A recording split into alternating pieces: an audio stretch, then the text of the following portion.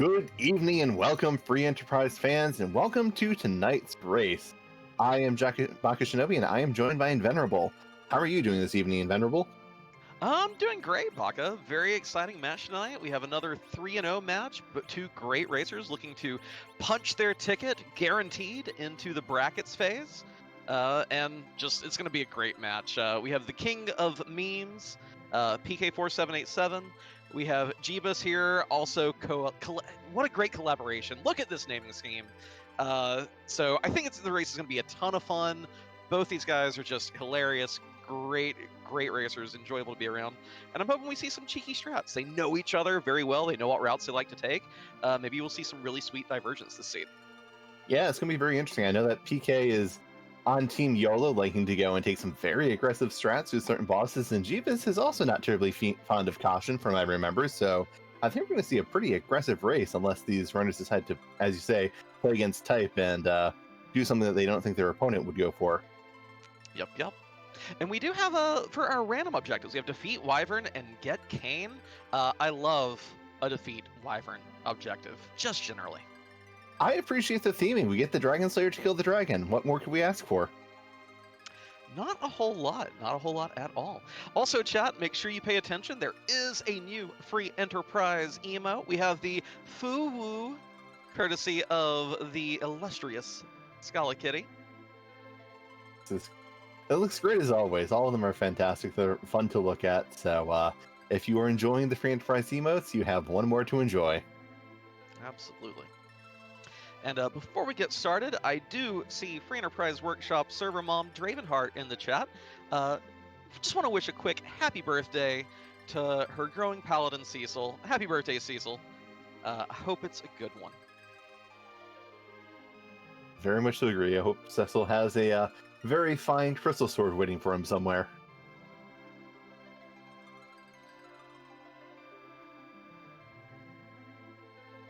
So with our runners showing off their names, we're not seeing the starting characters, so it's going to be a bit of a surprise to see who they start with. Do you have any preferences for who you want to see these runners start with?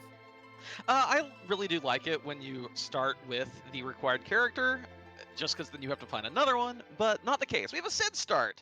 Great start. Even with Neki, he's pretty fantastic. Boatload of HP. If you find those HP-based J items, happy to have those early on, unlike when you have the team 30 HP set up. We got a Dark Knight to go with him. Well, Sid can go and carry him up a mountain. There's a pass from Valvalis at Baron, so some information I'm happy to go and have. Yeah, that's a great spot to see Valvalis. The Baigan spot is not one of the more dangerous ones. You're not going to be like, I must find my Kane before this fight, because she gets no physical defense when she's in her tornado form. So, pretty great spot to have her. Not going to be too scared to run headlong into Baron if we find a key. Even though, of course, we do have safe key item flags, so that can't get your only way underground, but at the same time, that's not scary like if she were on the Kenatsu throne. Agreed. And it's a character check. We need that Kane. It's 3 bosses. We need to find that Wyvern, so I'm not opposed to it. PK here immediately heading into Baron Town. Gonna check the inn for the character and a little bit of loot. Jeebus making the very popular T-Wildish watery pass check. Some great loot to be had here if you're lucky. And there's our Kane. Well, that's one objective probably quite freely on the table. It looks like there is a Rubicant sitting at the table guarding Kane, as there is no other element there, so we know it's not the element's fight, because we do see more than one sprite there. So objective number 4 is looking pretty well secured, unless there's something incredibly nasty behind that Rubicant. Yeah. Back of Watery Pass not paying out too strongly. We do find a Blizzard Spear and a Flame Spear, so once we do get that Kane, he'll have a few elemental options. Yeah, the Blizzard Spear is definitely also a solid weapon in general. Flame Spear is one of those things I consider more of the utility item if I need to go and exploit a fire weakness, but that Blizzard Spear I'm more than happy to see. Absolutely. PK here going to give us a quick peek at the Hobbs character to boot. Hasn't done a lot of looting yet, so of course with the Neki flag, this could be a little dubious. Kind of depends on what this Sid and Cecil started with. A black sword or even a low, well, or you just find the Eblin Royals. That'll do just fine. Yeah, I I don't think we've seen what Sid has started with, so there's some okay items he can go and start with. His wooden hammer isn't exactly the strongest weapon, but there are weapons that are worse than it. Hand axe, I think, is in fact one of them. The Dwarf Axe here, flipping to it, it's a mid-game weapon. You don't want to start fights with it because that -5 agility will keep you entirely too slow, even compared to these overworld fights. Sid just won't be getting turns at all. So doing the mid-combat flip, very wise, but still, yeah, there we go. 2 good hits, the king's dead, queen will follow on her next turn. Doing a bit of menuing while waiting for turns to happen, just getting their inventory set up. There the queen goes. Just after the king is dead, the queen decides to follow, even if they haven't hit the point in the script where it says they've both turned sane. Jeebus going and finding the other king sprite, and this is a lot less pleasant. No royalty allowed. Shouldn't be too bad, only 1,000 HP to chew through here, and it's a pretty slow spot, so we likely won't see the Zentetsuken attack come out. I say likely. I believe Jeebus did start this fight with the Dwarf Axe equipped, so we're seeing Sid's attacks come out a little slower, but not so slow as to take a wipe to this jump. Yep, there goes Odin. That's one key item check down, and PK is choosing to pick a different first key item spot, as Jeebus gets a Luca key from Antlion Cave, while PK is doing some shopping at Fabul and is likely going to be doing this fight. Yep. Hey, you like one Thunderclaw? PK buying a Thunderclaw. I am shocked. It's a Thunderclaw. It is an electrifying revelation that he doesn't even have a character to use it, but I guess he is rather attached to it. I mean, he doesn't know that the Odin fight is free, and having one of those just puts Yang on a whole different level in that situation. Let's see who. Oh, well, speaking of other lightning weak enemies, just throw the claw at it. Just throw it. You can do that, right? I mean, if you consider throwing the trash can, like, throwing in the trash can and then throwing the trash can, no, we can't throw the trash can either. No. So this is a little more dubious. Yeah, that HP-based damage is going to be pretty rude against the team. The Ice 2 is going to hurt a fair bit, as I don't think PK has any elemental damage, but switching back to that Dwarf Axe is going to go and get that extra boost of damage. Not the worst fight, as long as, well, characters that you really want to stay alive are probably just Sid at this point, unless you want Forum getting experience. I think you definitely want some XP on Porum here. It's decent at this spot, and the sooner we can get her to Berserk, the more useful she'll be. These Ice 2s, I think one of them would one-shot her if it were to land, but so far being very fortunate. Leviathan going right for the big HP target, and not really gaining any headway on this fight. I guess Leviathan is trying to go and engineer their own victory and thinks Sid's a rival. Yeah, definitely some ruder places we could have found this fight. Anywhere with really strong magic attack would be one-shotting all these early game characters, but Sid, he's a great starter. All that HP, and we are through. Yeah, starting at level 20 is a very big boon for this overworld. You might not go and have the big sweeping spells that Edge does at level 25, but just being able to punch hard is doing more than enough for PK. Bull yields and Avenger. PK knows where that cane is. I would be, frequently, the vanilla game progression has you do Antlion, Hobbs, with Bull, Ordeals, and a lot of racers generally follow that route as well. And sometimes though, you get an item that really motivates the short circuit. We don't have anyone on this team. Well, pardon me. We have Cecil. Yes, Ordeals is great for him. We don't have a real big paladin weapon, but that cane can use that Avenger right now. I would be very tempted to go try to clear out that Ruby and whoever's behind him, just to have a very angry Dragoon leading the charge. Yeah, you only have to go through one 400 HP fight and a 4,000 HP fight at Baron Inn, but that's still probably better than the 3 fights you have to do at Ordeals, where you have to go through about 3,000 HP, then about 3,500 HP, and then you go through the final fight of 1,000 HP. Might be more fun to just simply go and slap that Rune Axe on and see if you can go through that Rubicant right away, and PK seems to be following your advice. Yeah, the moving Sid out of the middle will cause a little bit of issue here. The Rune Axe has pretty bad accuracy, So even though it has huge attack power, if you're not landing all those hits, you'll see very, very huge variance in each damage roll. So let's see how accurate Sid chooses to be this fight. And EK Cecil going first, which Cecil, even Dark Knight Cecil is a rather speedy character, so I'm not surprised that even he at these low levels is outspeeding Sid. Oh yeah. Well, I need more leg. I need more leg. That's not enough leg. Give me more leg. This is actually perfect, by the way, because unlike the first Ruby fight, this one, the Ruby is it's a mage type. You know what Runex does? I do believe it goes and hits a certain type of enemy, but I'll let you go and say it. Oh yeah. It'll do quadruple damage. So if we rotate to the Ruby form and get one solid hit from Sid here, we should not have to deal with the second half of this Elements fight. Ooh, a little bit of unfortunateness in the turn order, but the Fire 2 also going and proving to be rather pitiful is not really doing too much, and there goes down Elements. Definitely a nice thing to get with that Rune Axe. Oh yeah, very nice. That's the fight you want to see after getting that Rune Axe. And an Earth Crystal, early Treasury access. I think this team is about to be exceedingly loaded with good gear. Yeah, we have T-Wild Deshawn, which goes and lets the treasure be very, very potent. Though we do have the max tier 6, which means that we can't go and just pop another Avenger out of that treasury. There's still plenty of other things you want to go and grab, and that treasury, you haven't loaded much. I think PK has great reason to just go straight there, pick up all that loot, and use that to decide whatever looting they need to go and do for the rest of the game.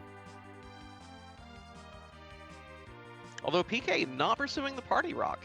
I can appreciate this. That Kayn with that Avenger should be able to just cleave through everything on this mountainside anyway. But ooh, I don't like the fact that he's kind of being like the heel for chat. We all want to rate that treasury, and PK is saying, you gotta wait. You gotta wait, chat. I don't think I can approve of this. Probably relying that, Avenger, high damage weapon, auto berserks a target, and he has plus 10 strength and agility. It's a pretty nice thing to go and have. Still, I do agree with you. I think it would be... It's nice to go and just clear checks as fast as you can, but it's also something where you can go and speed... You want to go and get something yourself, I imagine, and you want to go and be able to use that to speed yourself up, and the sooner you can grab it, the better it is, but you might want to go wait for a better spot. There is a Mist Dragon, though, so hopefully this Berserk Kayn. Tons of value here. With how fast this Kayn is going to be, D-Mist will not get a cycle through the Mist phase whatsoever. I like that PK's name list now says play an OnStar, in case you need vehicle assistance with your Enterprise, I guess. I don't know. Considering we try and go and get the item to places and he keeps going the wrong way, I do believe he does need some form of GPS. Meanwhile, Jeebus is going up here with less than what PK has, so that's going to be a bit of an advantage for PK, just having that Avenger and the Kayn. Oh yeah, because Jeebus did not peek. Baron N did not know there was a Kayn waiting right there. So for Jeebus, this is the right play. I get a Paladin at the end of this mountaintop. I have an Avenger to put on that Paladin at the end of this mountaintop. So going to be a little slower going here than PK. So definitely a little advantage here. Jeebus' big advantage right now is that Luca Key. PK hates Antlion Cave, and if the Luca Key ends up having value, that could be the difference maker. Agreed. Though another difference maker could be this Ogopogo fight, as it's not always the kindest thing to deal with. Doing 100 damage to that Dark Knight Cecil in the front row isn't the worst, but didn't save after that Mist Dragon, and now you got to go and heal up the Sid, who HP based or max HP based damage is a bit rude with Sid because he's got such a big HP pool. Kind of relies on heavy armor going and making it last. If he can't go and defend, then he's not going to go and be able to keep it for too long. Jeebus has reached the point where Porum knows Berserk, though, so gonna get the Sid swinging as quickly as possible. That middle slot, that Rune Axe, so not gonna fall too far behind here. But the Avenger just, like the Ogopogo is meat at a Brazilian steakhouse has been sliced into itty-bitty little round morsels. You almost feel bad for it. I have bad memories of Ogopogo, so I never feel bad for seeing this poor thing go and get chopped to pieces. I do like, I think we have our first instant digit damage. Sid with that Rune Axe doing work. Jeebus not actually losing that much time here to PK. Even with that Avenger in play. Yeah, right now the main difference is PK's check Baron in while Jeebus is checked Antlion, and they're just a few seconds apart. Got a tower key here. We'll likely not be seeing a keyless tower play tonight. Hopefully, though, the main thing I'm hoping for is that neither racer forgets that D-Mist. Very easy. Oh, Wow. that's a pretty good ordeals. Yeah, this is pretty good ordeals, all right. So PK has their second objective complete, while Jeebus will just be getting their first. Yeah, that's all. And Mist Dragon, of course, having another key item, was saying, I hope they don't forget that. And then Wyvern just blanked my brain. So exceedingly valuable ordeals. We get our Paladin online. We find Demus for an extra key item. We find Wyvern for objective number 4. The Mountain is rocking today. Yeah, the mountain is definitely the place to be. Start with the Cecil so you get the little pledge. You might want to do ordeals. And then you come here, it's just, yeah, you really want to do ordeals. Oh, goodness gracious. Jeebus did not save on this mountain, I believe. Oh, not at all? Oh. All right, advantage PK. Big advantage PK now. Jeebus having to redo all those fights. And we'll definitely want to, since we know there's the objective here. We know that's how we get Cecil online. But that is a dangerous mistake to make against PK. Yeah. PK is a ruthlessly efficient racer. You can see how he's leveraging the tools in his kit, that knowledge of that Kayn, that Avenger, to tear through this overworld. That's going to be very costly for Jeebus in the long run of this race. We may have to see a gamble later to make up for it. I can imagine that, because that Mist Dragon fight went and turned into Mist, so it wasn't super fast for Jeebus either. And PK is not making the mistake that is so easy to make when that Mist Dragon is the first fight in ordeals, and is getting rewarded with the spoon. So we know that the way underground is behind the Earth Crystal, which is rather unusual. Yeah, but this is a team that will not, PK will not, should have very few issues, pardon me, getting through here. We have an entire treasury to loot to get a ton of great value. Oh, PK making the Antlion check. Shaking my head. But I believe Porum knows exit now, so this is even faster for him than usual. But not leaving that stone unchecked today, sadly. I was hoping for the meme. PK does love his meme, so apparently he likes winning a bit more, and leaving this Antlion, it's a preferred first check because it is probably the easiest fight in the game from my experience. And doing it first is just easy, so getting yourself started a bit can be very helpful for Pelham and Porum. But also, just coming back here when you have exit means you can save a good chunk of time on the walk out.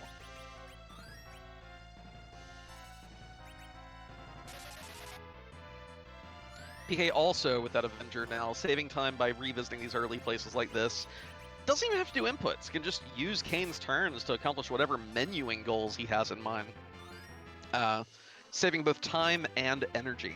Very, a little bit of easy street here. I was hoping for a slightly ruder seed for these players, but the main petard that has been hoisted so far was just that Wyvern for Jeebus. We thought defeat Wyvern would be like, I wanted like Wyvern at Ogopogo. Give me so much speed that you can't, well, it's not the speed. It's the high level means you can't run buffer out the gate. Has a ton of HP to chew through, but no, we got the ordeals one. I was hoping for CPU and Kayn to be there too. Oh, just a forced required giant. Yeah. Monster. I mean, who doesn't enjoy some suffering? Well, it seems like PK at least enjoys ending ours, as it looks like he is finally going to go and check this treasury for whatever goodies may be there.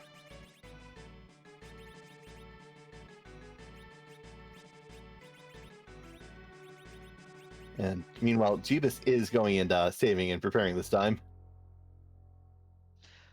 That is a White Lance, a Protect Ring, a Lunar Staff, a nice little stat stick for Porum. Big winner here, still Kayn. Kayn getting all the goods this seed, it seems. Also finding a ribbon, which can be very nice, as we have not seen Evil Wall or Golbez. The ribbon is the only piece of equipment that's currently in the game that you can go and use the used to protect from instant death. The adamant armor would also go and protect that, but we don't allow those in this tournament because they're a little too nice. Yeah, the most powerful piece of equipment in like a Super Nintendo RPG, pretty much. So, not on the table. It would make things far too one-sided for whomever found one outright. But Avenger, Strength Ring, I like.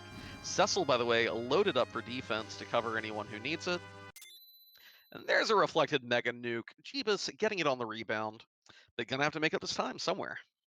Yeah, they're that Baronin check behind. They're going to feel a little bad because they'll see that, oh, there was a cane there. That's 2 objectives down. And that would have made this ordeal a little bit faster, seeing as I had to do it twice, unfortunately. Yeah. Headed up to Zot. So, now correct me if I'm wrong. The spoon flag is enabled, right? It is. So, frequently when we're really game, really cursed ring.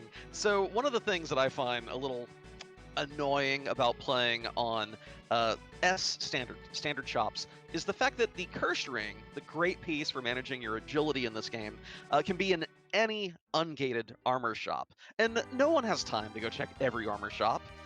And boom, first chest, Zot, here you go, have one. No need to hunt, no need to worry about agility the rest of the game. You don't have to put anyone to sleep to keep them at low level. You're all set. So generous today, so generous. It really is, and oh.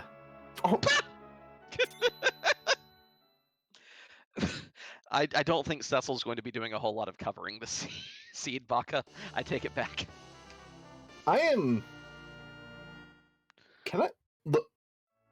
I need to steal PK's luck sometime. I don't know when, but I really need to steal it sometime. Oh. The curse string and the Avenger. I don't even know if a crystal sword would theoretically be better, but an Avenger just means you don't have to do anything on your inputs for a long time, as, oh hey, you have 2 characters that are going to automatically attack forever without any input from anything. Jeebus does get a little bit leg up on information here, finding a Fuso Ya in the Kaipo bed. Any find of a Sand Ruby will probably become a priority check for him in a way that won't be for PK. And finding some Cure 3s in the Kaipo shop, that is another good item to find. Those consumables are very helpful, as Cure 3s can be a big thing, and Jeebus finding the curse string in the shop in Kaipo, so PK doesn't have that advantage anymore. You know what's really great when you find the Alt Gauntlet in the Tower of Zot? Oh, goodness. It's even better that you have the Alt Gauntlet with this Slimes, who are quadruple resistant to physical damage. That's actually, yeah, that's pretty hilarious. The Boreas here saving the day. Not a black mage to be found before this fight. We did see a Drain Sword from the Treasury, though. A weapon that does do bonus damage to slime types. I wonder if we're going to end up seeing some cheeky Drain Sword tech from Jeebus in a little bit here. When he makes a Gath display. That would be pretty amusing, all things considered, just because it is not very often you see that drain vulnerability used on slimes, but it is probably the only physical weapon you're going to have that will do appreciable damage. And if Jeebus has burned their J items for other things, then yeah, that's a great time to go and have it.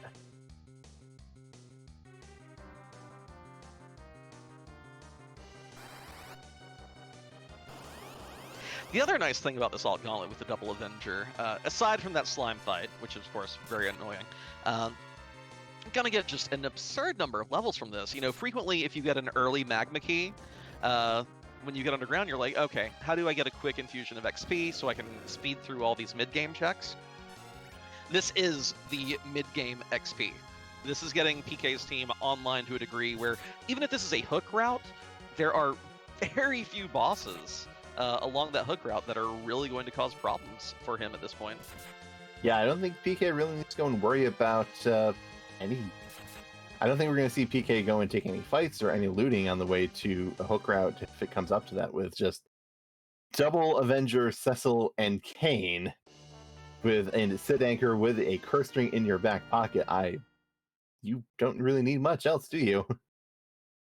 Yeah, and just for chat wanting to get caught up, we do have 2 Avengers. One came from completing the Fabul Gauntlet fight against Leviathan up at that castle. King gave us that one. And the other one came from the Flame Dog chest. So yes, double Avenger all the way across this tower in the sky.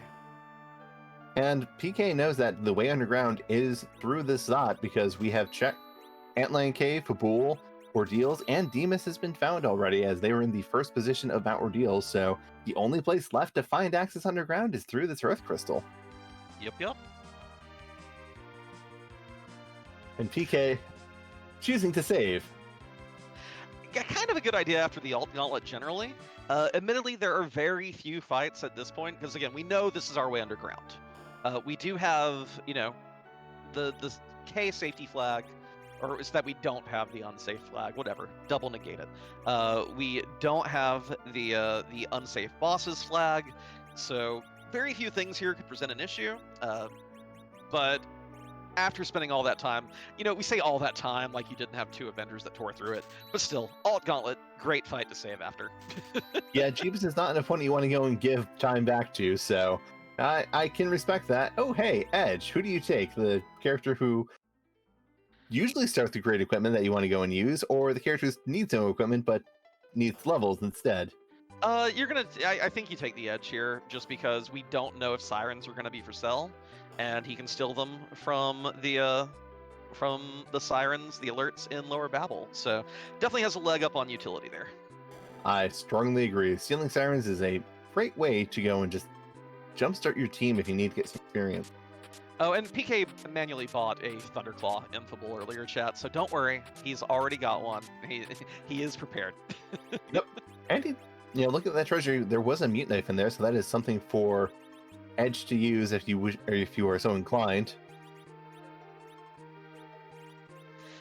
Inventory boss rearing its ugly head for Jeebus, but making sure to throw away all this relatively useless ammunition.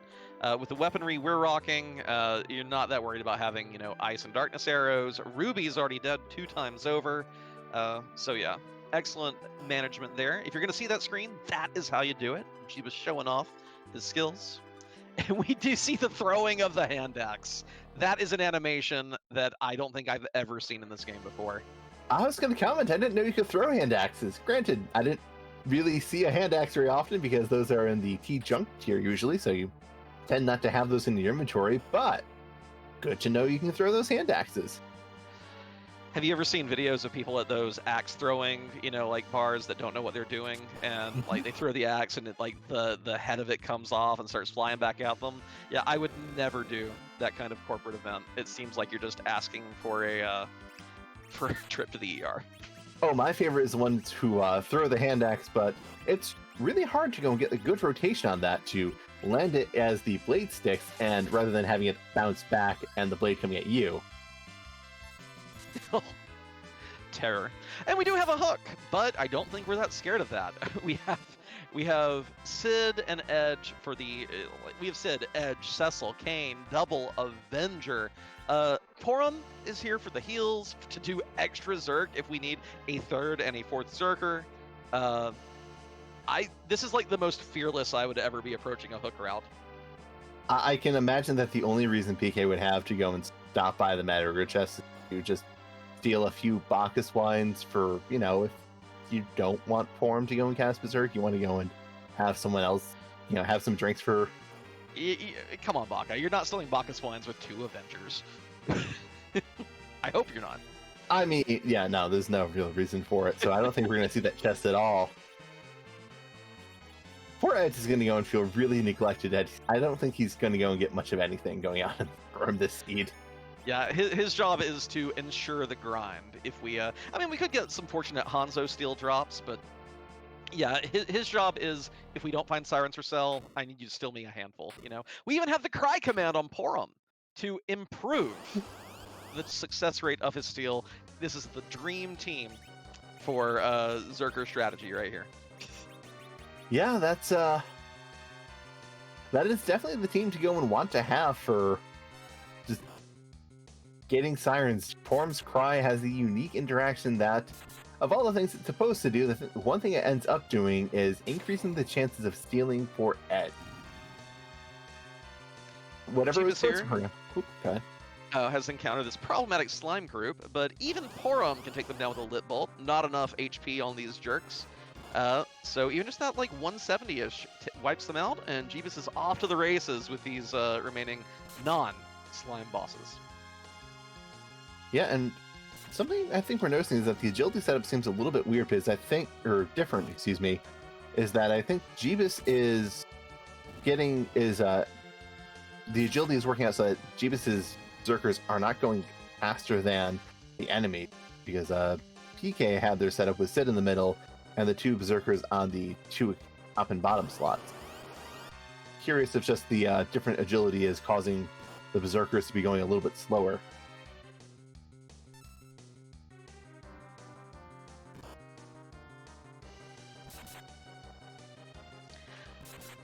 PK here continuing to loot, which I think is actually reasonable in this situation. We have all these characters who really would love some good either heavy armor or stat boosting armor, and you're not that worried about the Stellman fight, not with this team. Admittedly, you know, there's an argument to be made either way here, because your DPS is so absurd at this point that maybe you don't really need it. But, you know, I don't hate going for the boost, and if you intend to actually buy good weapons for edge when you get underground, having the extra cash is a great boon as well. Yeah, or if you just want to buy sirens in the event that you can't steal them, that is something you're going to be very happy for. Finding an Artem's so a great weapon for Sid to have. So not a bad pull, but you have two Avengers, you probably don't worry too much about how great this is. And hey, look, we got first Kane, but what about second Kane? You know, it's not even Kane I'm looking at here, it's that Vigan fight. Like, we had the opportunity for a rather rude fight at Rubicante, and we have back row glitched double Vengers ready to roll. That's Mr. Snecko's about to go straight to Hecko very quickly. The only thing that's going to slow this fight down, I think, is the fact that you're going to have two Avengers who aren't going to go and be choosing targets, so you might just be grinding arms for that 1% experience for a bit. You know, I'm curious about ditching that Kane, quite honestly. Because we do have the Avenger and we do have the White Spear, and Avenger glitch means that you can effectively get double value from that White Lance in later fights. But I guess you want Edge to steal Sirens, you want Sid to do your anchoring, Porum's your only white mage, so I guess there just wasn't room on the team for that poor second Kane. Yeah, I think if you're feeling incredibly aggressive, you go and take the Kane over the Porum, maybe.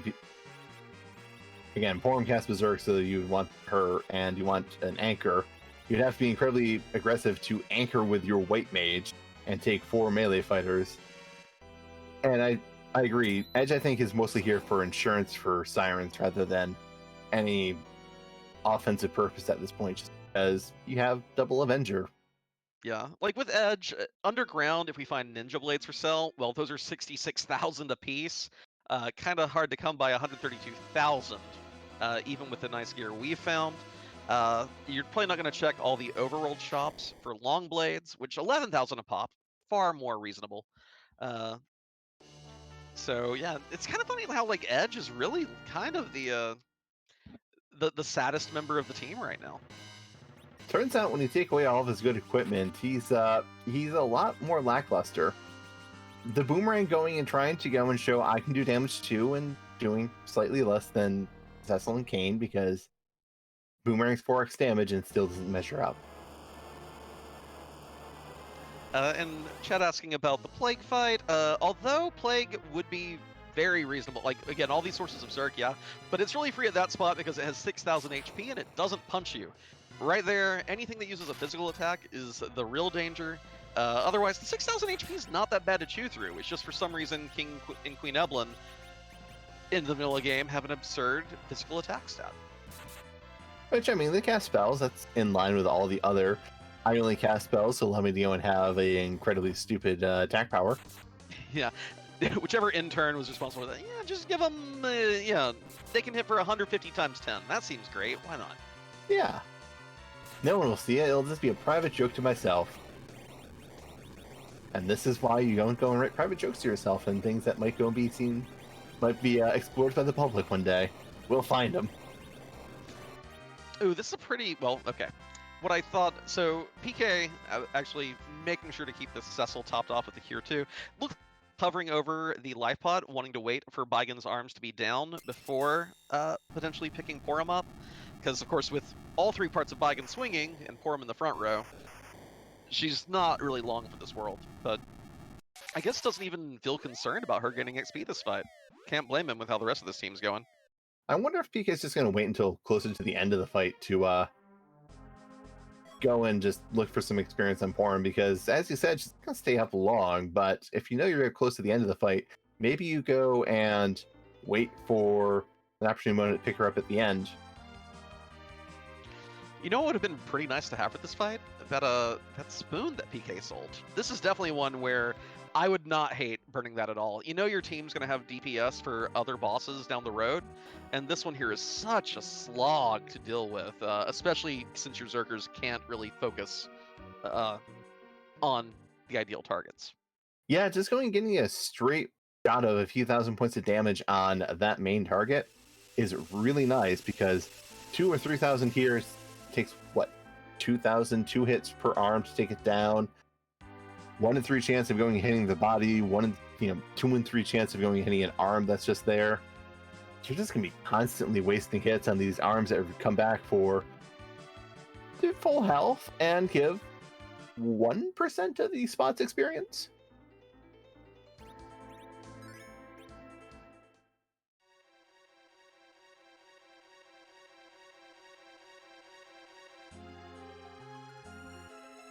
Baigen doing whatever he can to suck the fun out of this fight, but, I don't think PK is really that upset. God. But yeah, if you're fighting a tripartite boss and you want to get bonus XP from it, Baigen definitely not the one you're looking for. Maga Sisters, great for it if you have the mage weapons to take down the front and back sisters in a hurry between the revives. CPU's great if you have good sources to take down the orbs quickly and life your party back up after each segment. But Baigen, his little snake friends, they just don't bring the levels to your team. Yeah, but PK has managed to go and sniff out a win here with just, letting the Avengers go. Turns out Avengers are great weapons. And there are very few enemies that are going to cause problems for PK with this strat at this point.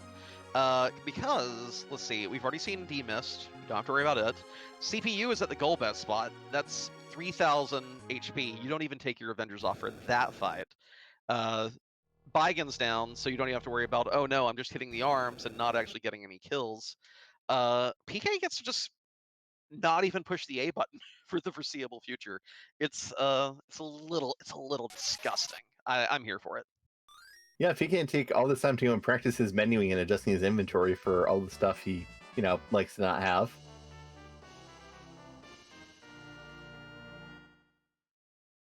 Anyway, at about the 36-minute mark, we are launching the Falcon, which, for how much happened in the overworld, the Zot check on top of everything, it's a really good time to be underground. But no one wants a stinky Falcon. We want our Enterprise back. Let's go back into that tower. Yeah, getting that tower key in the overworld is, I'm always fond of going and ditching the Falcon, because there's a number of places where you can go and feel really put out by having that Falcon there, though Zot's usually the top one, and we've already done that. But the go ahead. I was to say, but the Enterprise being remote controlled lets you go and get it back with that tower key. Yeah. And I didn't see the boss when PK was walking down, but I'm assuming it's one that he does not perceive to be a threat. It is Octomam, so when you have 2 people who are automatically swinging against a boss that gets slower, the more you hit him, I think you're feeling really good about going and just cutting off some tentacles. Oh yeah, 3 hits for the first, 2 for each one thereafter until you get down to 1. The boss only knows single physical attack, so Blink has you covered there. Easy peasy. I think the most important question for PK is, does he remember the Thunderclaw for Edge, or does Edge just kind of sit there and pretend to do nothing the whole fight?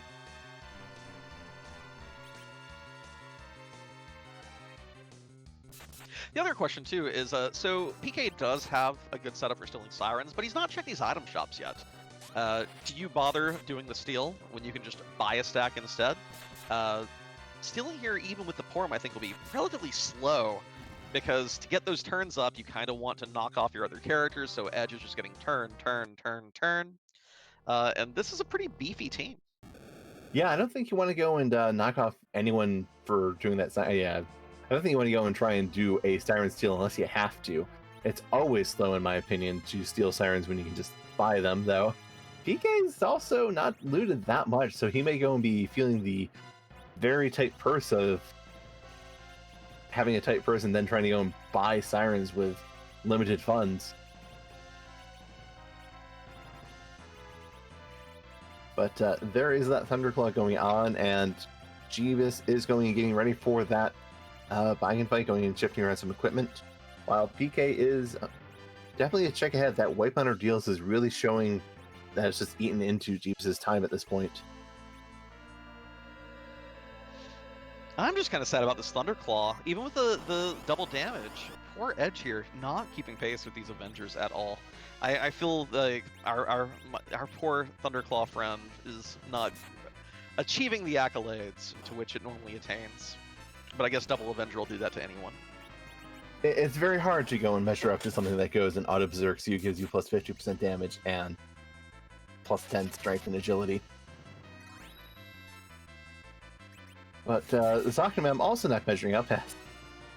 It was a very sad fight that the very few buttons were pressed. And the reward for the top of tower, a rat tail. Well, we already have the hook, so excellent key item to see. May try to delay turning it in just a little bit longer. Given that the pink tail is an objective, sometimes the mini miner just gives you the pink tail, ta-da. Other times, maybe you check a freebie or two first to see if you can double down on your tail checks. I love it when, say, Sheila 1 gives you your pink tail after you've just now stopped by the turn in a rat tail. It's like, oh, I have to go back there right now. Gosh. Yeah, I was thinking it would be interesting to do exactly that. Go run down to the Sylph Cave, check the Sheila check, or speak to Young in the bed to go and do the Sheila check, and then check your rat tail. All right, Chad, go ahead. Say it. You know you want to. Wow, this is an annoying fight. It's going to take 3 hits instead of 2. Wait, that's not what they're saying, is it? Ice Queen!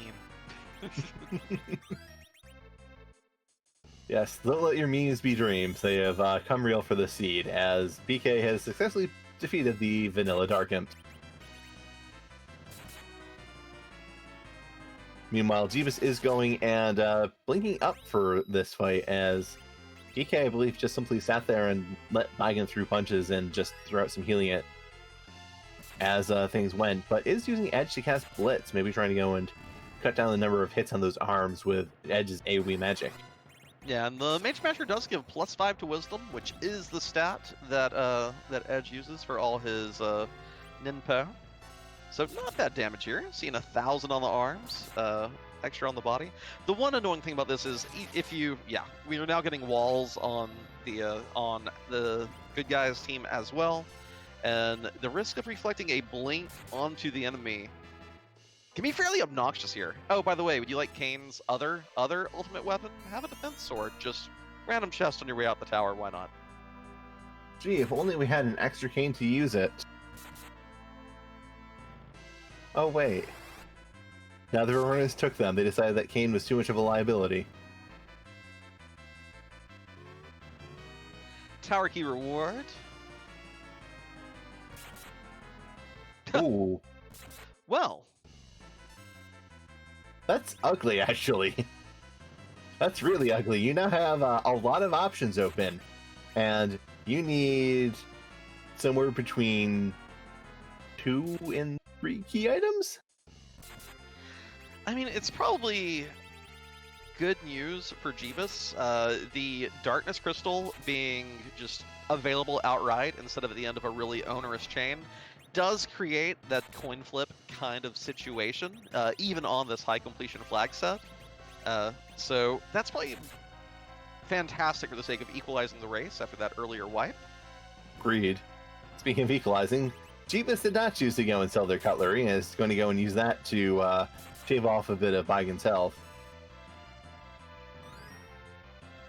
And yeah, there have been seeds where someone gets a darkness crystal early with 2 key items and leaves the moon with 3 key items. And then there's people who go up to the moon and find 2 objectives up there and another objective that was leading to the last one. So it's a real gamble. It's a real scary gamble to have to deal with, but it can definitely put jeebus back in as PK is just kind of running away with things right now. Oh, and correct me if I'm wrong, is that this our final enemy that is vulnerable to the Thunderclaw? I think that's every boss in the pool. We've seen Odin, we've seen Leviathan, we've seen Octomammoth, and now Dr. Luge. Unless you want to count Kanizo, I agree. Oh, yeah. Forgot the turtle. My bad. I mean, the turtle usually don't want to go and let them be vulnerable to lightning because that means you're letting them throw out waves, and well, Porm's going to die to that. And no Black Mage means you have to find some throw rages. I don't think PK's checked shop, so he may get yet more value out of that Thunderclaw. You know what's great? The Avenger. Because, you know, once you're poisoned by Dr. Luge, you can't Zerk up. But if you just kill him by Avengering, it doesn't even matter. Like, the Avenger would let you Zerk up if poisoned, but why not just kill? Just kill everything. Just Zerk. All these barbarians. DPS. Wait, no, that's... Interestingly enough, that in Final Fantasy XIV, they are not DPS, despite their best claims to be. Well, we don't have a spoon, so this Edward's not going to be joining the team. Now their team is going to go and have a spoon. This CPU might be a little annoying, but PK is also fond of what he calls YOLO strats, as he kills both of the CPU defenders as a... Why would you worry about Globe 199? Nah, not going to be a problem with this team. No. So trying to think other things that could equalize. If jeebus decides to... Okay, here's another long shot. Jeebus peeks Feymarch before going Dwarf Castle. Sees Dark Knight Cecil at the Leviathan spot. Takes that Edward, hides from the Dark Waves, and it's Twin Harp that leads into Pinktail. Boom. There's an equalizer for you. I agree. That would definitely go and equalize things. Alternatively, I was going to go and say jeebus goes to Feymarch and finds a pan, which leads to a Twin Harp and Pinktail as well. Yeah, chat pointing out, missed the first 40 minutes, but PK seems pretty ahead. Yeah, jeebus did not save on ordeals at all. Saved at the base of the mountain. Well, there's the Twin Harp. That removes that from the table. Tore through, demissed. Ogopogo in the back attack, and then got mega nuked by Wyvern in the mirror room, causing to take a big wipe, had to redo the mountain. I think based on their underground entrance times, jeebus is about 6-7 minutes behind. I missed exactly when he launched that airship. But PK is definitely running away with it right now. PK was underground at 35 minutes, and jeebus is up to the top of tower at near 45.5 minutes, so probably closer to 8 or 9 minutes for them, and that's just really hard to make up against PK. But it's a randomizer. There are still ways to go and make it up, but you will need to go and be taking some checks that PK hasn't. Yeah, but that Twin Harp definitely removes a bunch of them, because PK at this point now is just a Pinktail or 2 halves of an Excalibur away from go mode. The more of these objectives PK finds in the spots he's checking, the less wiggle room jeebus has to make a cheeky play to equalize. Yes, and it's really hard. I mean, again, the only way that for jeebus is down a number of checks, unfortunately. He has to finish his tower and do Dwarf Castle to catch up to where PK is. What he really needs is Divergence, and then to be able to go and get 2 pieces that PK is going to miss somewhere. And that, you know, as Inman said, DKC and Feymarch going and giving something, you know, Twin Harp to lean the Pinktail is off the table now, but Pan is still on the table, and the Pan can go and give 2 of those items, which would put jeebus back into things. But there are more narrower and narrower options for jeebus to try and go and find a path to victory.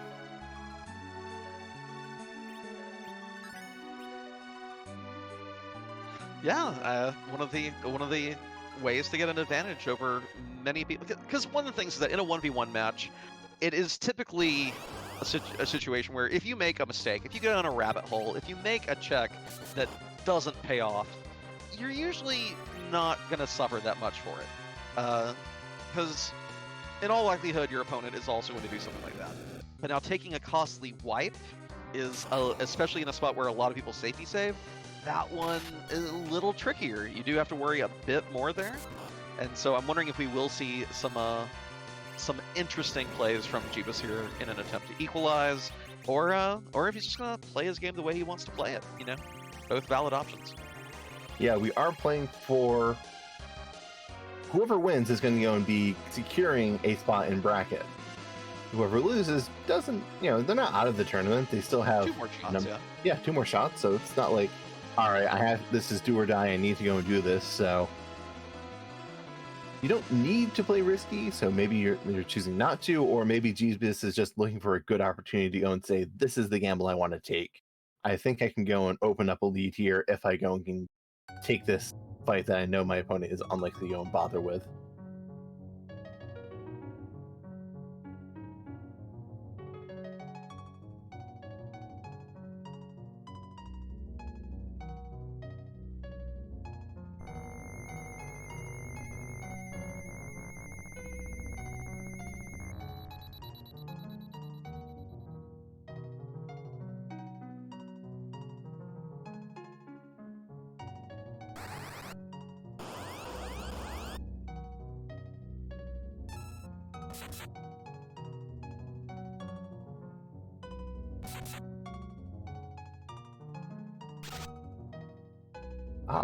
Xenocat enlightening us as to this is everyday life from Xenoblade, as in the name of the song is This Is Everyday Life.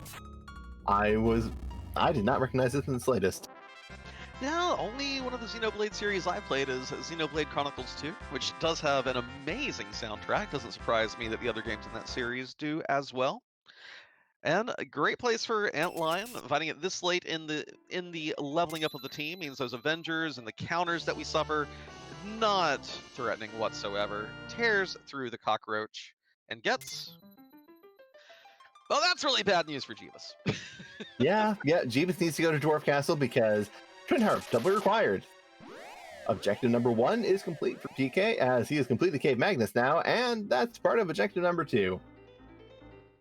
Yeah, objective 1 complete, half of objective 2 on hand, half of objective 3 on hand. A Pinktail just seals the deal.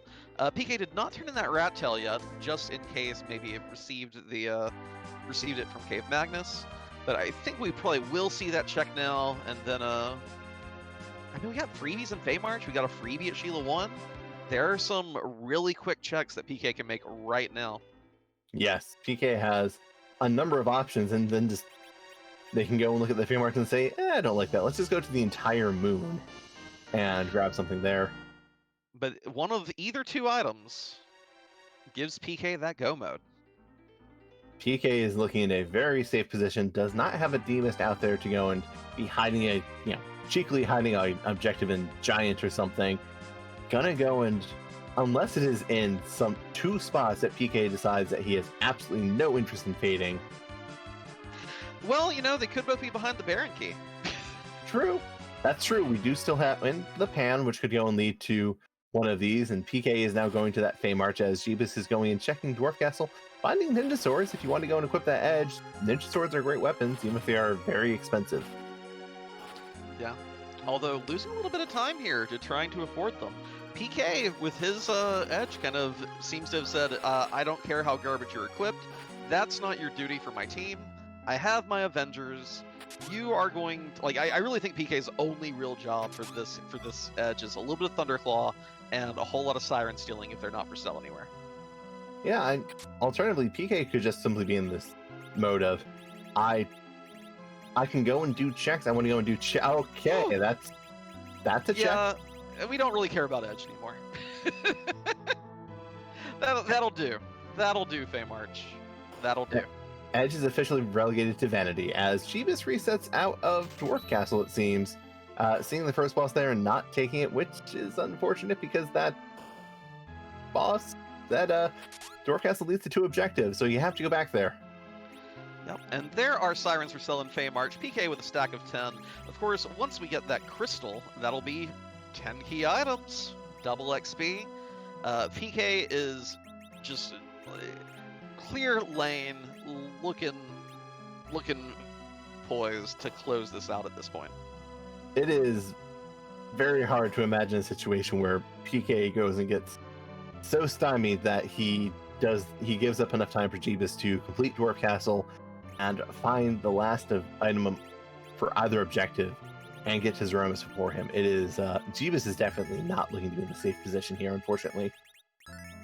And we do see a Lunar Sparkle and a either Baron or Kaipo guards here. We have Mute, and I'm not sure if we have Size yet on Porum.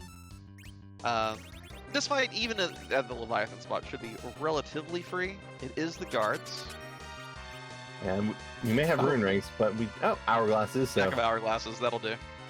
Yep.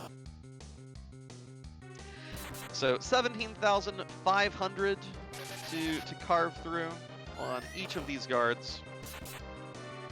Both of these guards going. Edge surviving with 2 HP is definitely nice for Edge, but I don't think PK cares that much. This will also be a really nice XP for the team to boot. And if PK can get a life glitch off, which appears to be the plan here with this Edge. Yep, the team is determined to split damage pretty nicely, it looks like. The real funny thing here will be like if Cecil kills one and then Kane's queued up, attack kills the other, and thus we don't get a life glitch off. That'd be a pretty funny troll by the game.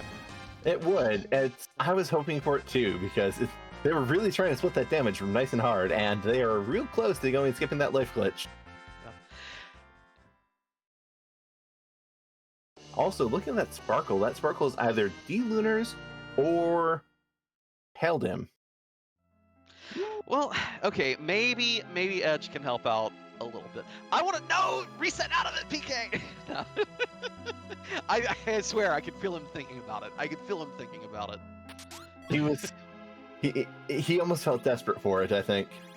But the XP was pretty cheeky there, and of course Edge now ready to contribute.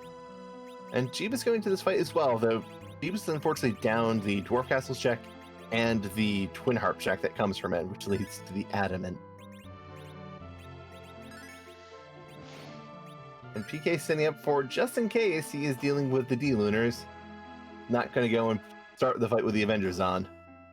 Though, if you see it as the D-Lunars, I think you just let Cecil put that Avenger back on and... Absolutely. The Crystal Sword does holy damage, and it is an anti-zombie weapon.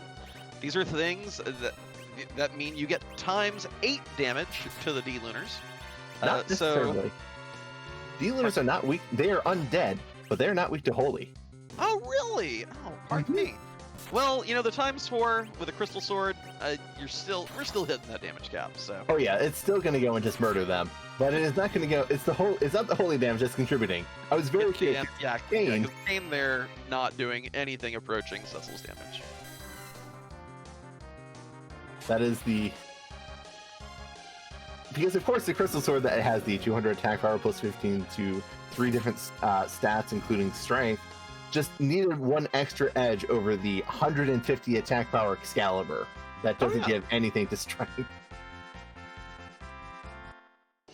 I mean, it is also kind of cute in the vanilla game that if you do branch off to the left and go get it before you fight the D-Lunars, you can then have it, and then you're tempted to just smack them, and then you activate that virus script, which, I mean, we all did as kids anyway. But still, it's just kind of a cute location to either make that fight both easier and harder, depending on how you're dealing with the virus counters. And PK finding a Dragoon Spear. So, you know, if you want weaponry for this team, it's in Fey March. Yeah, the Crystal Sword, the Dragoon Spear, the Masamune, all of it. Yeah, it's not going to go and make you better at, it's not going to give you any form of advancement, but you're going to be real good at killing anything that's in your way. As though we were not already. Nah, I mean, the Avengers are nice, but the Crystal Sword, huge upgrade. The Masamune for Edge, huge upgrade. Yes. The Dragoon Spear, not necessarily an upgrade for Kane, but it is an amazing grind weapon. As we like to grind yellow dragon eggs with these sirens that we know are in Feymarch. And when you have the yellow dragons, they are in fact dragons who take quadruple damage from the Dragoon Spear. Well, yeah, but I think you're probably still getting the 1800 HP out of a Crystal Sword swing. I guess, but Kane's feeling lonely. He stares at all of Cecil's weapons being almost 1.5 to 2 times the damage of his, and he's just like, I want to special sometime. Well, you know, have you played with the Supersmith flag? Abel's Lance or Riot? True, that would so that would definitely go and make Kane a bit special. And PK is checking Sealed Cave as Jeebus is getting their Dragoon lands and exiting out of Free March. And PK learns it's a White Spear. I mean, we've had no shortage of good Kane weapons this seed. White Lance in the Troya Treasury, Defense Sword in a free chest just hanging out in Lower Babel, a Dragoon Lance via fighting those D-Lunars, and then another White Spear. The game really is letting Kane live up to his full potential. It's just, it's not that high of a full... It's a good 8 out of 8, while Cecil's living the 11 out of 11 lifestyle. Yeah, poor Kane. He's can't imagine why the devs don't go and give the character who betrays the team 3 times more better weapons than the character who you have the entire game. So I dare say PK has extended his lead a little bit. So at this point has cleared everything on the blue planet available except for the Sheila 1 check. They'll be doing in short order. Jeebus is still walking through Sealed Cave, has not done... I don't think Jeebus has even turned in that Rat Tail yet, so... No, I believe you're correct. So Rat Tail, Dwarf Castle, Twin Harp, PK, that's not for bull. No, but I imagine he was making a save there in case Sheila 1 gives nothing. So he can just reset back there. Sneaky, sneaky. That is a good heads-up play because, you know, Sheila 1, you have to walk into Fabul Castle. If it's nothing, you have to go through the conversation again if you get the pan and go and turn it in. But if you just reset out, then it's still faster than walking out of this castle, and you can go and get something. PK not interested in keeping Porum alive, instead deciding, let's get to the moon faster. Earth's clear. Last objective's on the moon. I mean, forget Porum. I like putting the white shirt on Cecil, even. That's ridiculous. Like, you put that white shirt on Cecil, and he's like, Big Bang? What Big Bang? Yeah, that is... You know, you would think the heavy armor would be the better weapon for the, or better equipment for the paladin and, who can wear the heavy armor, but Zeromus, the final boss of the game, doesn't do physical damage. It's just magic damage. So you're better. The magic words hard. Excuse me. The better your magic resistance is, the better you survive the final fight of the game. Also, Possible Morpheus pointing out that White Shirt plus Crystal Sword equal better White Mage than Porum. It's true. The Crystal Sword, as I said, gave us plus 15 to 3 stats: Strength, Vitality, and Willpower, aka the White Magic stat. So, Cecil with a Crystal Sword and a White Shirt, that's plus 30 to their Willpower, and you can get some pretty potent Cure 2s out of Cecil, all things considered. Oh, and I was curious, and I did look this up right quick. So Crystal Armor actually gives the exact same magic defense and magic evade as a White Shirt. Of course, that whole Berserk resistance is kind of annoying most of the time, but not when you have 2 Avengers kicking around. That's true. The only thing that would change the magic defense at that point is the fact that the White Shirt gives 12 more Willpower, which you need 32 combined Wisdom and Willpower to get another magic evade roll, so that might not be terribly important.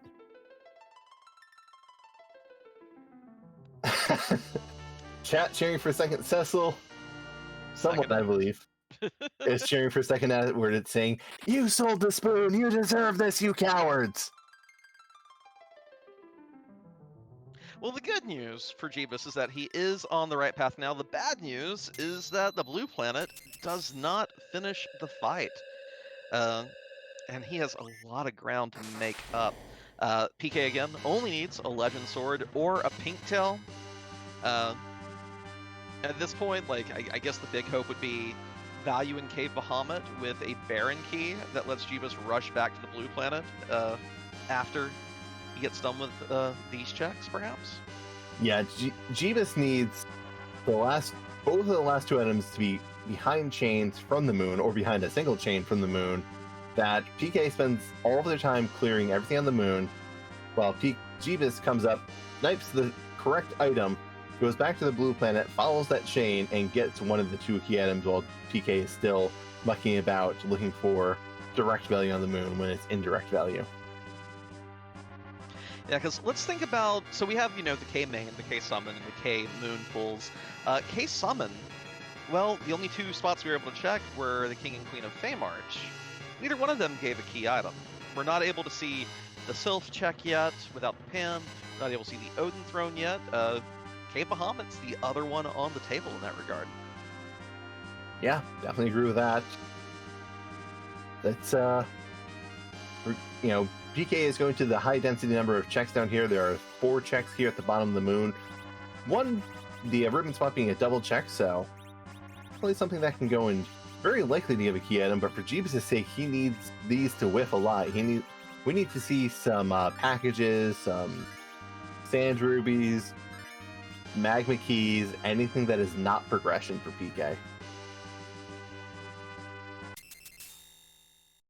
Yeah, it's a bit of a long shot at this point, but that would be a way to equalize. Yeah, as Jeebus is going to get their Twin Harp and will most likely be going straight there. Ashura in this spot, PK is resetting out of. I wonder if they're going to do some reordering. Yeah, because I think that Edge already may have had an Avenger equipped outright, and we definitely want to get some anti-mage weaponry, like that beautiful, beautiful Rune Axe. We have the Mage Masher on Edge. Wait. What? PK, I'm going to yell at you for this. Okay. And the Auto Berserk is too juicy to turn down. I understand. The Mutant Knife has such low power compared to. Here's where my thoughts are. Edge I'm with you. Goes and gets the quadruple power from the Mutant Knife and the Masamune. Kane just gets the quadruple power from the Mutant Knife. You have a character who has Berserk. Well, not just that, but also once you swap Cecil out with the Rune Axe, you know what you then have in your inventory? True. You have a Rune Axe. Kane can equip a Rune Axe, so keep in mind that with the Avenger glitch, like, you effectively have an extra copy of your desired weapon for each Avenger you have that can be equipped as well. True. Not that this is going to be a problem with the damage that PK is doing, but it's just one of those little optimizations that can be pretty handy. Yeah, and PK has been pretty optimal all seed. It's a small thing to come up. Jeebus going checking the Rat Tail and getting the Gungnir Spear, which is unfortunately not going to be terribly relevant. PK just mostly focusing on burning down this Ashura fight, as not going and putting up any walls. Cecil has gone down, Edge is close. Yeah, I think this may have been a little greedy here. This is a very heavy physical spot. We don't have a whole lot of mage resistant gear. You don't get to have an Aegis shield equipped if you put on an Avenger. You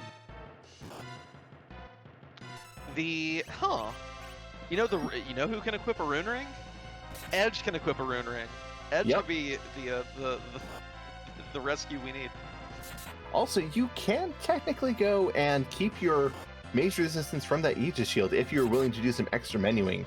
When you go and have your Crystal Sword equipped, you can also keep a shield equipped. If you take off the shield and the Crystal Sword and swap up your Avenger, it will still count your Aegis shield as being equipped because it hasn't updated your equipment thanks to that Avenger glitch.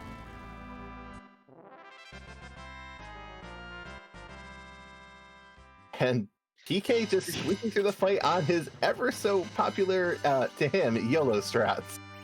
The going unpunished there, gets a go mode, and would you like yet another Kane weapon? So, yeah, even if you didn't already have that Dragoon Spear, the game's like, here, have another one. I really hope you enjoy your eggs. Go to your Gaston impression. Just, keeping score, that is the second Dragoon Spear. We've had two Two White White Spears show up, Lances, and a Defense Sword, Dragoon, Defense, White Lance, pardon me, and a Gungnir. Gungnir. All the goodies. Yeah. And PK Scott gonna go and turn in that pink tail. Probably gonna go and get some other piece of weaponry because that's how the seed is going. I hope it's a third Avenger. just to really nail down the point. Hey, why didn't you take that other cane? Yep. And choosing to go and grind, worse than that hack. I mean, yeah, it doesn't matter what order PK does this in. The main thing is just making sure either. Yeah, I mean, Crystal Sword Cecil should be able to one-shot eggs. But you know what? While PK eats his omelets, let's have some Twin Harp reprise for a bit. I agree. This is a fine time to go and get some soothing music.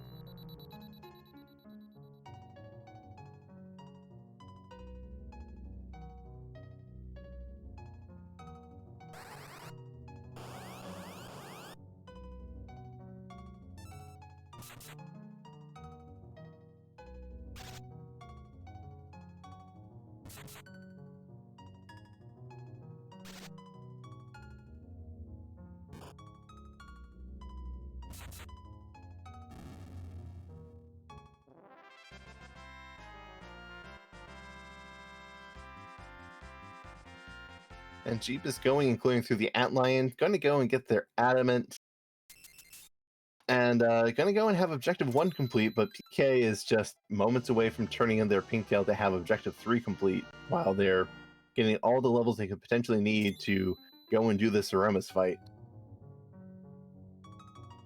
Yeah, ultimately, I don't know if this was a case of either racer knowing the other's proclivities, knowing their habits, and playing into them, opting, this is what my opponent will do if I just clear all those things as well, should be in fine shape in a foot race.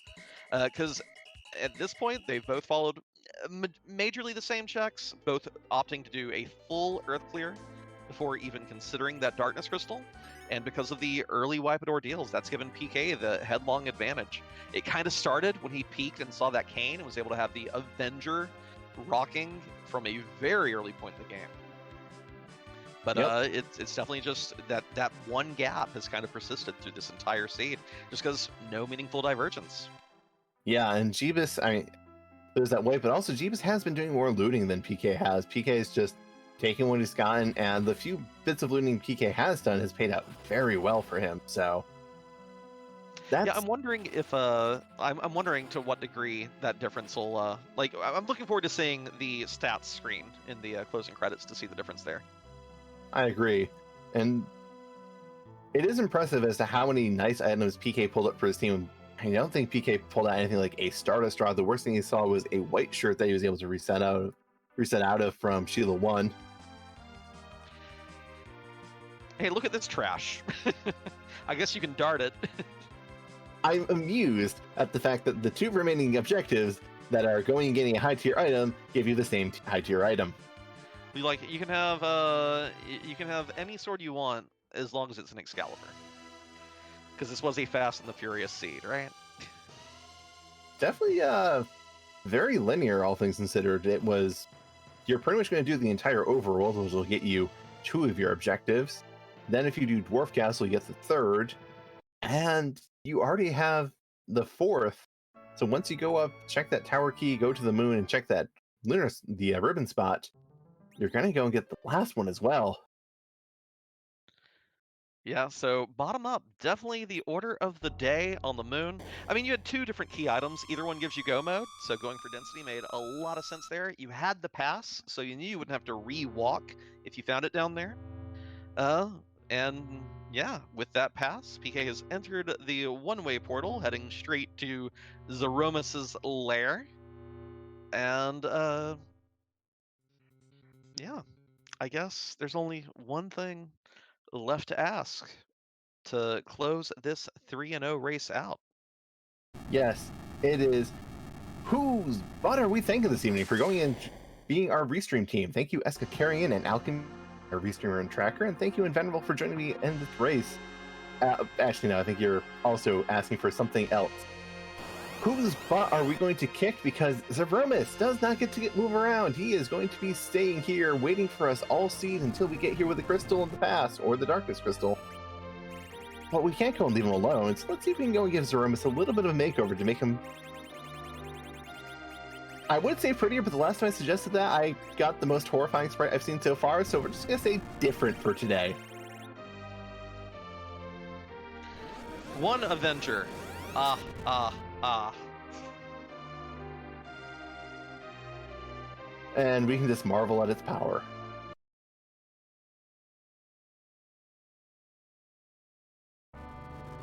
If this is Thanos, that would be pretty appropriate. It really would. No, it's just a stupid octopus. It is someone else's extreme favorite, it seems. Don't know who it would be, but you know, maybe there's some people who are fans of this ugly little octopus.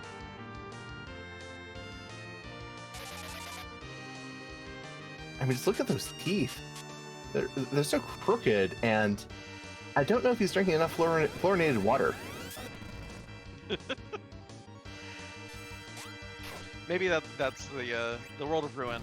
All the water is fluoridated. That was Kafka's first thing that he did. No, that's a terrible headcanon. But yeah, we've got a Crystal Sword Cecil Zerking. We have a, I don't know what Kane started with, but he's Zerking too. We have a Kane to Zerking. He's got an Avenger. We've got an Edge who's just kind of sitting around that not even PK is bothering. Like, he has a Masamune. He's gonna go and do something, but just like, I don't feel like going and getting this Edge up at all and ready to go. Let's just, revive him. Maybe we'll throw some stuff. Granted. Oh, go ahead. You know, I will note here that PK is playing a little fast and loose here. The most HP anyone on this team has is 2,700. If he doesn't bother nerfing his final Big Bang, we could see the Wombo combo. We could see a Big Bang into a Meteor that would take even this team down. The DPS is good, but 2 Zerkers and even Crystal Sword Cecil's only doing 4,000? I don't know. I was kind of expecting a little more damage here. Although these darts are definitely helping push it over the top a little bit. Yeah, the team is only level 43. Horum is 5 levels away from getting Tier 4, so PK really leaning in on the, we'll probably do enough damage to not see multiple Big Bangs.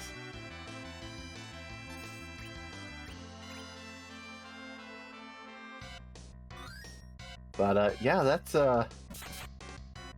that Cecil usually likes to go and do a bit more damage with that Crystal Sword, but also PK didn't loot much, so I don't think he had much strength enhancing gear for Cecil. It's pretty much just the strength, the Crystal Sword coming and boosting Cecil's strength.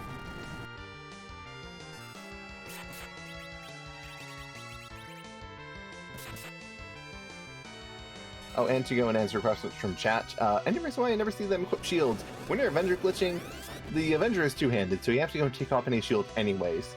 If you are in a very dire situation, you can go and keep a shield on when you Avenger glitch, but it takes extra time and menuing time, and the shield is a rather marginal change, so especially on the Zeromus fight, usually not a top priority.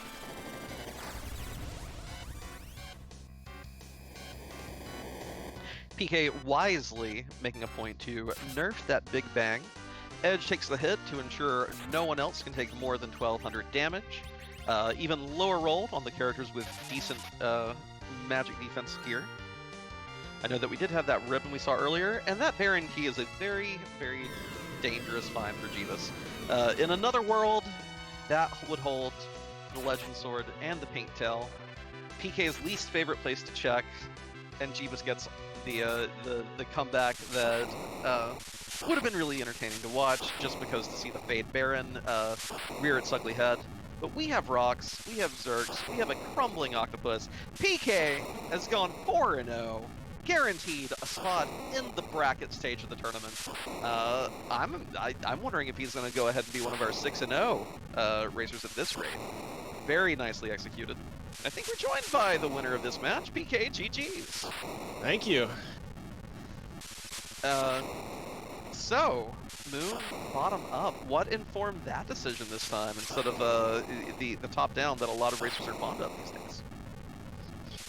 Well, I know jeebus and jeebus's routing, and I kind of figured if we made the same checks, I was running decently, and I figured jeebus might make the same move. I was also, you know, I had hourglasses and sirens, and I was one key item away, so it was just kind of one of those, like, I want that 10th key item so I can at least do a gold dragon with that dragoon spear if I have to keep clearing the moon. Yeah, that, when you saw the Ashura fight, you reset to go and do some switching around of your equipment. Was there any consideration to take a fight before going back into the Ashura fight, or are you just going to go straight into it no matter what? Absolutely not. Absolutely not. In retrospect, and I was Tom Sawyering during the beginning of that fight. I could have double equipped the rune axe, but I was gonna YOLO that. I wanted a 10th key item. I was sitting at 9, so you know, one gold dragon fight there helps, but I didn't think she was gonna hit that hard. She got a really high roll on Cecil at one point. Yeah, you really came down to the wire in that fight. Were you? Yeah, the lesser-known fact about the ribbon, everyone praises it for its magic defense, but it also, I believe, gives mage defense specifically. And so having that pretty little bow on your cane let him eke out that victory for you. Very fortunate there. Yeah, I wish I could say that was exactly how I planned it out in my head, but you say it anyways. I was assuming that somebody had, you know, decent enough defense. I was reflecting while watching. I never found a single chest piece for anyone ever outside of the white shirt that I reset out of, so my defense was probably a little lower than I'm accustomed to. I mean, but you did so much with so little. We just now see your treasure count coming up on screen. Sub 60. I love to see it. Very well done, leveraging all the gear. But how many cane weapons did you find that scene? You mean darts? Yeah, how much ammunition did you find for Edge that scene? So much. My one regret was selling the spoon in Cave Evelyn to establish dominance in the seed, and then I see Baigen, and there was actually the consideration of just resetting all the way back out and walking and just keeping the spoon. That was definitely my biggest, like, this is a little bit of a time sink. Gotcha. Well, 4-0, you've punched your ticket to the brackets. What are you hoping to accomplish in the next 2 weeks? Are there any players you're really hoping to dodge to get, a nice 6-0 record going in? Or are you just going to maybe cut back on your Swiss practice a little bit, start targeting those brackets flags, the upgraded difficulty? What's the game plan now that you know you're advancing to the next phase?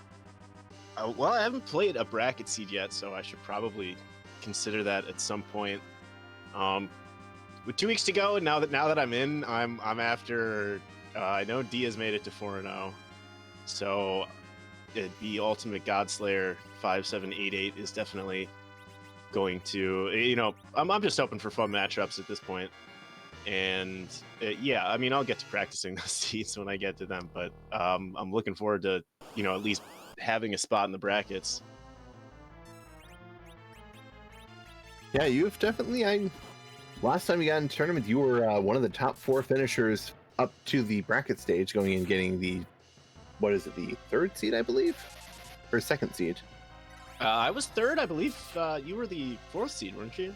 I was the fourth seed. I just couldn't remember. I knew you and D were the second and third seeds. I just couldn't remember which exact order you were in.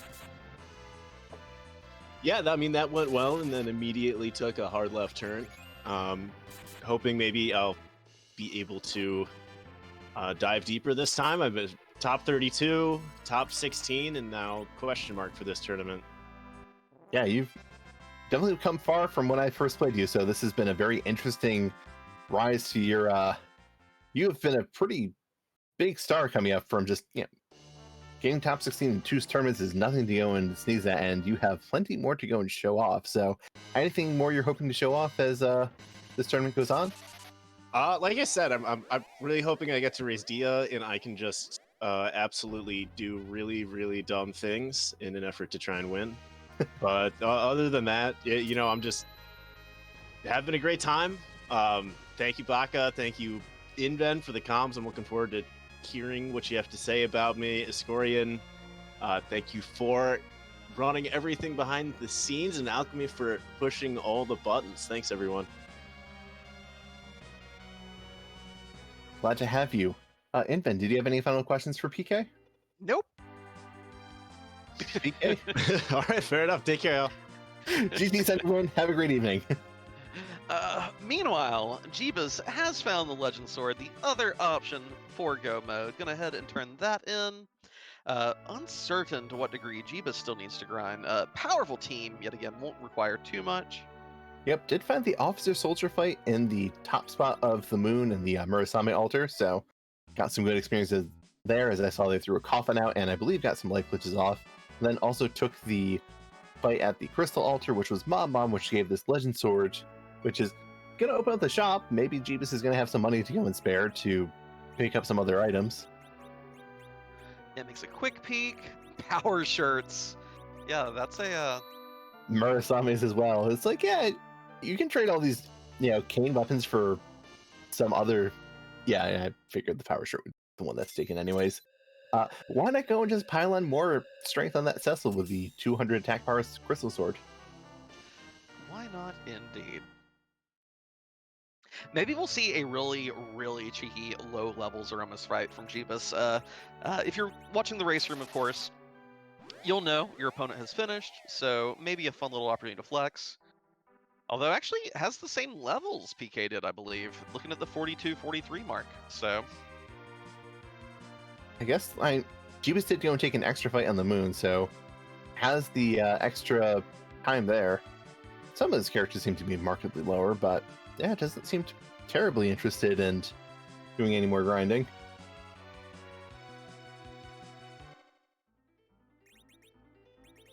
Going straight to Toria, so yeah, Jeebus is more than content to go, and so yeah, this is good enough. I like it. And does have a ninja sword on edge, so that would probably explain why there was no interest in buying a Murasame. Ninja sword can definitely end up being better in some situations. Yeah, the difference of the bonus strength from the ninja sword and the penalty to agility from the Murasame means that there are weird little breakpoints where, although the ninja sword is supposedly the weaker weapon, the stat changes to your edge make it the better option for average DPS. Yeah, that's there's some very interesting people who have gone and made charts going and showing all the different breakpoints for those weapons. There's a lot of small optimizations you can make, but ninja swords are quite good weapons.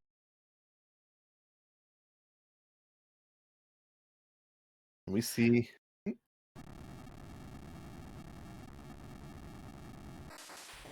Yeah, something tells me that Jeebus's edge will not be on yeet duty, and instead will be on slashy McBashy.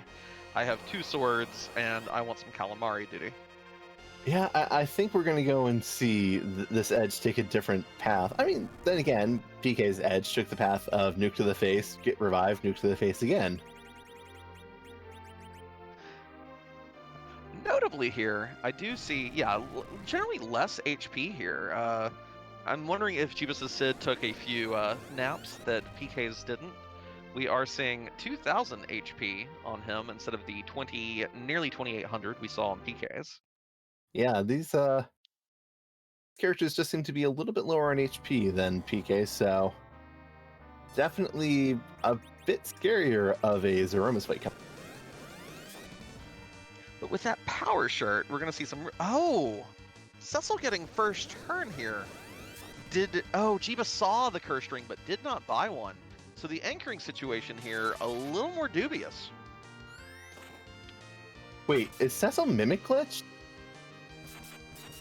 Because I do believe, I think I saw Jeebus not that's take what on. the crystal was thrown. Okay. Yeah, Cecil didn't take off the Avenger. And notably, that means we are not seeing Crystal Sword damage here. That is just Avenger damage. Cecil is doing no more than Kane and Edge are. Oh, that's.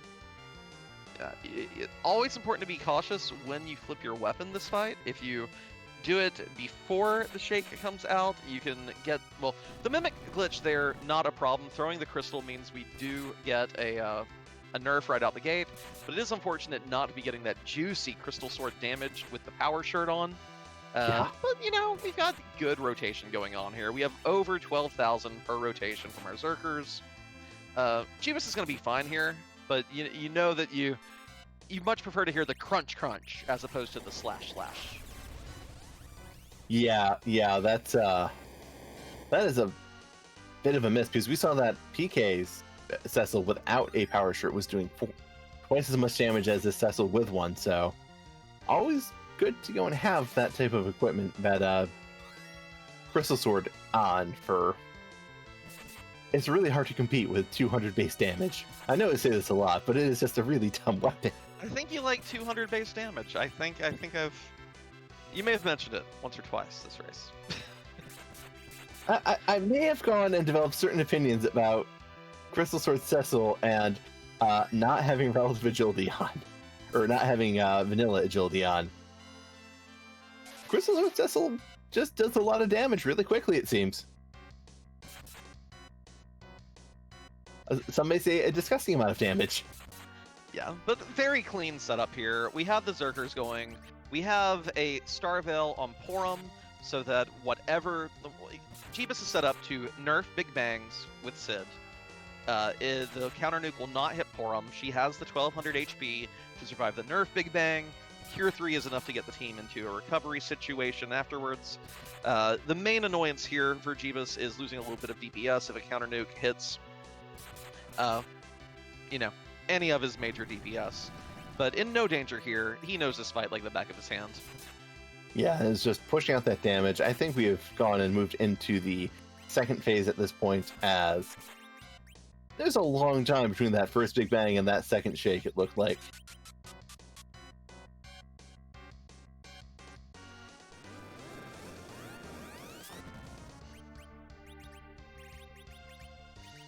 Oh, and this is kind of clever.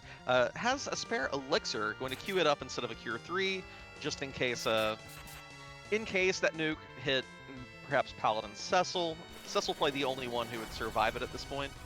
Having that as an option to max heal when a Cure 3 wouldn't necessarily do it. But Sid takes the hit, the Cure 3 coming out on the multi-target instead. Yep, Sid did not go and stand up for that, but I think Kane also going down, but you've got two Zerkers going. This is going to go and be pretty close, as I expect we're quite close to Medio. Porum's Reflect did go and wear off, so might have been a bit more exposed, or it could have been after the Reflect and before the... or after the counter nuke, but before the Big Bang. Words are hard. Queuing up that Berserk on Edge. Cecil, of course, will automatically re-Zerk, courtesy of the Avenger. Edge needs a little help to get it going. But get it going at Shell, as that is going to be some good damage. Counter nuke, however, a little scary. Probably going to take down Edge. Well, Edge does have a Rune Ring. Oh, no. The Rune Ring, not quite enough here. But, Cecil's here. We have rocks falling. Cecil's going to go and survive once, two sets of rocks at this point, but Porum might not. So if you need to do any more recovery, it's going to take a little bit more time, but Zeromus is also only at 12,000 HP left, and I think we're going to go and see that get chewed pretty quickly. Yeah, Kane, not hesitating, stands up, starts swinging. There's the flash. Jeebus has wrapped up the race, just a little bit behind PK. It really all came down to that one unfortunate ordeals wipe. Pretty much that caused all the difference this race. Jeebus has 2 more chances to make brackets, and I will be very shocked if he doesn't. We'll see if we can get him in here for an interview and talk about how that race went. And it looks like we are joined by Jeebus now. Congratulations on your finish, Jeebus. That race did take an unfortunate turn. I know you might not like this question, but I think we're going to just take straight to it. The ordeals, how did you... I know you were being aggressive, but what were you expecting in that crystal room, and how unpleased were you to find that wyvern there? I can't remember exactly how many moonbots I fought at that point, but I was just kind of hoping it wouldn't be a wyvern. But when it was, I passed, and that's why I swung with the Cecil instead of through a Starveil. Yeah, that... With that wipe, you were unfortunately sent back to the bottom of the mountain. Did you have any... With that wipe, did you change any of your game plans, or did you just have to take the point of, I'm going to go and play this as best I can, look for a different opportunity? My thoughts were, well, I probably lost, but gotta keep the show going, so I went and played more or less the same way I would have played regardless, I suppose. That's fair. Did you find that seed to be pretty linear and just... You did go and get the darkness crystal after you went tower. Did you have any thoughts on going and rushing up to the moon to try and grab whatever you could find up there, or were you very interested in just finishing up Earth rather than leaving and avoiding that exposure? It was a pretty early darkness crystal. I always joke that you should just go to the darkness. You should just go to the moon immediately, but you do need a certain amount of power to actually survive the bosses up there, unless you're just going to hope for, a bunch of free fights. At the time, there wasn't really a whole lot of information for me to go on, so I just decided to at least get some info from the underground. I peeked the sealed cave, I did Dwarf Castle, I went to the Fame March, saw 3 bosses down there, and that kind of led me away from going.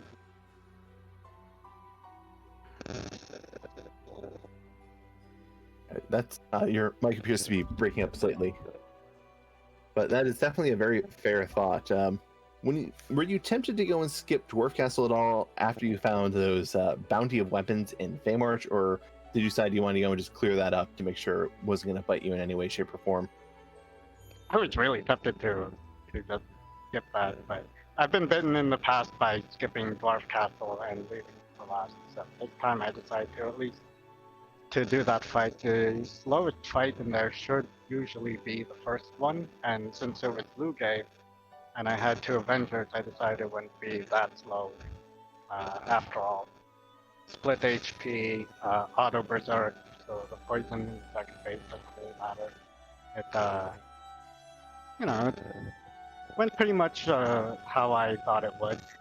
The fight didn't take that long, and I got a required item out of it, so I was pretty happy that I did Dwarf Castle. That was always good, because that ended up being double required as well. Well, with you being 3-1 in the tournament now, you are not quite in brackets, but still looking to be in a reasonable position to go and qualify. What are your thoughts on going to next week? Well, I'm gonna have to step up my practice a little bit. Gotta try to not get surprised by second fights, which is kind of a weakness of mine. Gotta try to play seeds that give you a whole lot of early power, as well as seeds where you have to kind of scrape and scratch for any amount of power. I do hope to finish strong in the Swiss round so that I can avoid being seated low. So I'm going to try to step up my practice and try to make the best of my next 2 weeks and hope for the best. Definitely sounds like a good plan. Inveterable, do you have any questions for Jeebus? Oh, no, just you kind of hit the nail on the head. Was wondering what the plan was for any way to alter your route, given that wipe. But when the game throws free bosses at you, it's definitely hard to say no. I do think that, maybe that seed, if, for instance, everything had been behind the Baron key instead of just hanging out in the lunar subterrane, could have been a better opportunity for you to play into PK's memes against him. But, it happens sometimes. And you got 2 more great chances to hit that 4-win mark and make brackets, and I'm sure we'll be seeing you advancing. Rooting for you, fingers crossed, and looking forward to more exciting matches from you, Jeebus. Thank you. I want to give a shout out to our restream team. We have Escorian is our restreamer. We have Alchemy Tracking, Baka Shinobi, and Inveterable on comp. GG's to PK. I'm going to hope for a rematch in the brackets, my friend. I'm sure everyone here, if you look, would be happy to see it because it's definitely a great race. The one unfortunate white powder deals did go and take a bit out of you, but you were clearly showing that you were well and good at keeping pace with PK. Yep, and I hope everyone has a good night. Hey, you too. GG's again, Jeebus. Yes, GG's. And with that exciting 3-0 match, chat, we are not going to rate the match in progress. Rather, we are going to give you the opportunity to watch a full match, start to finish. Randomania 4 is going to be hosting Castro versus Scythe Marshall. Let me, right quick, pull up these 2 racers. I just wanted to let y'all know the current... What about scrolling down? Where are you 2? But while Invenerable is going in and doing that, let's just give you a reminder of, please make sure when you go and join this race, to spoil the results of this one. Some people like to go and watch these and be surprised, so feel free to just tell them it was a good one. And thank you for the patience. Castro and Scythe Marshall currently both have 2 wins, 1 loss, so sitting at 6 points. Of course, both of them looking for a win. Both of them have a couple wins under their belt already. Should be a very exciting match. Cheer these racers on. And we'll catch y'all next time on the Free Enterprise channel. Have a good night, everyone. Have a great evening.